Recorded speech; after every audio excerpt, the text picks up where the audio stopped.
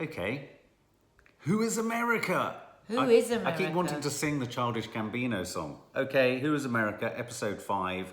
We are well into the series now. We're familiar with most of the characters. Well, we're familiar with all of the characters. A bit too familiar.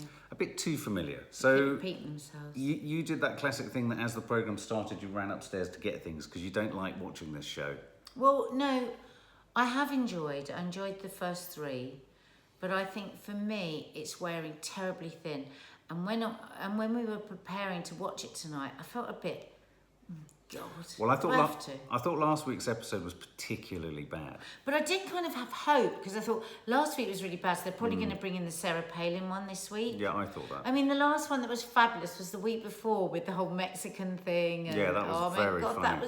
It was brilliant, that last one. Yeah, well, I think last week's was so bad. I mean, there were elements in this one. This one got better towards the end, but there was nothing. There was basically nothing new in this. I mean, even where this one was, and we'll talk about why it was at its best, but even at its best, it was very like one of the others, if you know what I mean. So we started with the prisoner DJ, who in the first episode had painted paintings with his all manner of excreta, and an LA art gallery curator bought into it and gave her some of her pubic hair.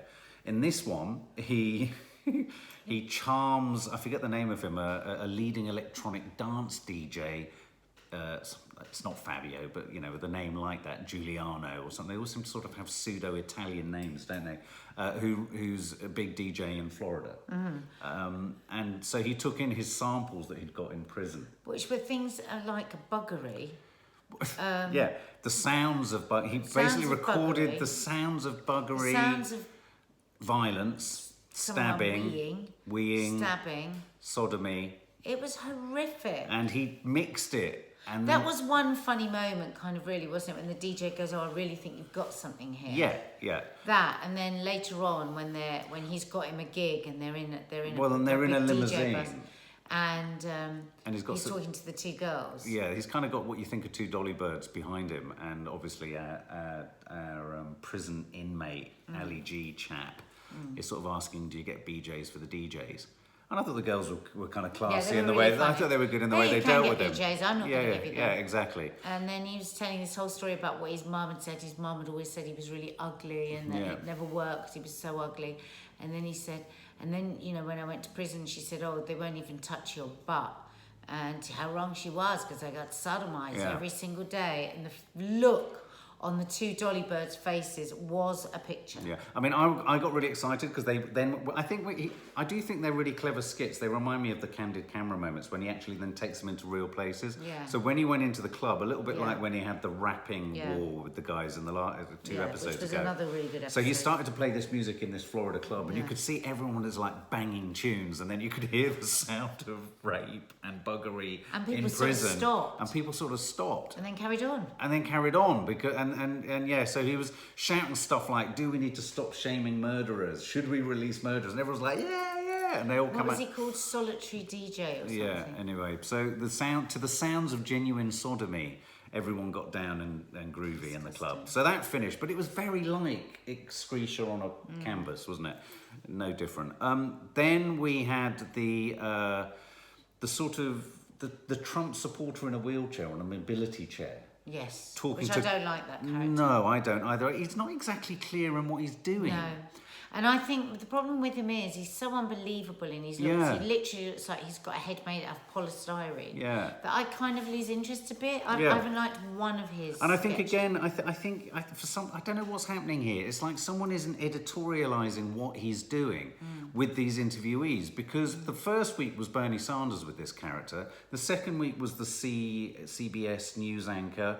And then this week it was Corey Lewandowski, who is a guy who's worked alongside Trump. Very funny quote from him where he said, "I've sat next to Trump for thousands of hours." I felt like saying, "I've been married to Nadia for millions of seconds." Do you know what I mean? It's that sort of thing of quantifying, you know, his relationship. And there was the one funniest moment was when the Sacha Baron Cohen character said, rather than anti-Semite, I'm anti-Yosemite, which I thought was clever play on words. But then he went into this Rastafarian lobby thing, which I just didn't think was funny. I just did not think it was And funny. his interviewee was a bit perplexed, and didn't work. And then he made and so it was an opportunity for him to basically say he's Trump a feminist. It's kind of not really that funny because we all know he isn't He's feminist. a real feminist. We've seen all the evidence. It was just like... So that was the end of part 1. So I was a bit disappointed there. It was a bit flabby, wasn't it? Part 2, we go into Silicon Valley where he's setting up a rap genius app guy, and he's making him sort of talk. Put stuff down his pants. And he's putting the arms of baby dolls down his pants so he looks more well endowed. But again, I just felt that. But that was like the first episode, wasn't it? It just crossed the line because he. Yeah, there's something, dare I say, almost bullying about it because the guy was so unaware that I wasn't comfortable watching it. No, exactly. The guy wasn't objectionable enough for you to really care about him being really set up. Objectionable. If they're just quite sweet, a bit Dim. divvy, dim, then I think that's kicking a dog when it's down. I don't like that. So I thought that was weak. And then we went to my least favourite of all the characters, OMG unboxing chat. Oh, that's awful. And he was, you went, oh no, not God, him. So I mean, awful. to be honest, I went to Instagram on my phone with that bit. Well, I must admit, I kind of looked away, and I lost and even the guy that he was interviewing, who clearly was a sheriff, and it was a big deal because he was a black sheriff who supported the Trump campaign. But even he kind of was like not fully engaging with it, and it just wasn't You could working. tell that he just thought it. I mean, it's so ludicrous to think that anyone would believe it. Yeah. It's almost like Sacha Baron Cohen has lost his mind, or got too full of himself and lost the plot. I think with that particular character, you really need a strong director, and this is often the problem with people are big stars.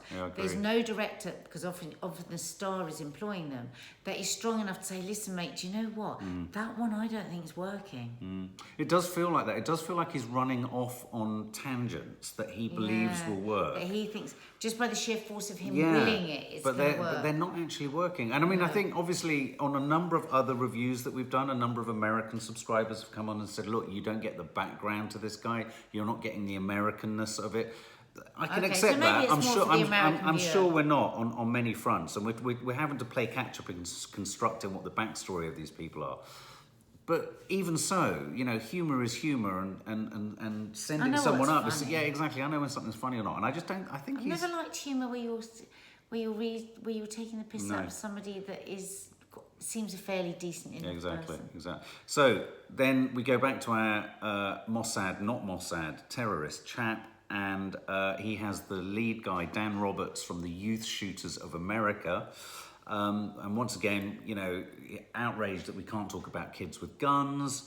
So I thought that, for me, the funniest moment in the entire episode was actually, and this is where Sacha Baron Cohen can be very clever, was where he got this guy. He said, the first thing we're going to do is we must use our voice as a weapon. Oh God, that and was so simple. It was so simple. It was so simple, but it also humanised the guy as well, because he was shouting at him about his children. I felt a bit sorry for him because he was saying, "What do you like about your children?" Her smile, and it was just it humanised him. So but it was funny because it was ridiculous. It was faintly ridiculous, and yet it wasn't quite so vicious.